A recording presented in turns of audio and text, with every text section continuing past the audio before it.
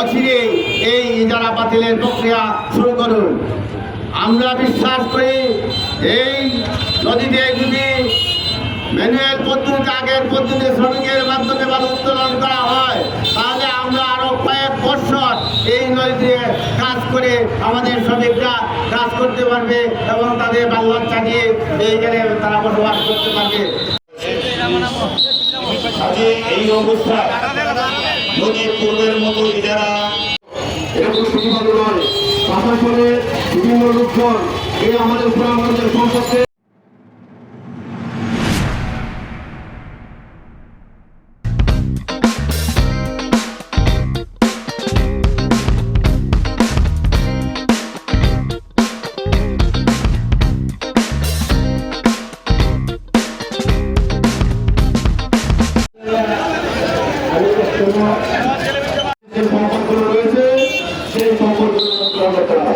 আমরা যারা শ্রমিকদের মাধ্যমে ইজারা সরকারের যে আমরা দিতে ভাবতো সরকারের কিভাবে লইতে এটা সরকারের লইতে আমরা শ্রমিকদের কাছ থেকে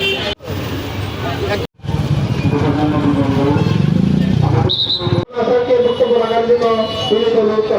ধন্যবাদ।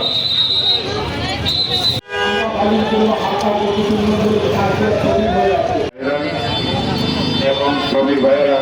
আমরা এখানে সবার সমাবেত হয়েছি আমাদের এরকম শুধুমাত্র নয়, প্রশাসনের বিভিন্ন লোকজন এই আমাদের গ্রামের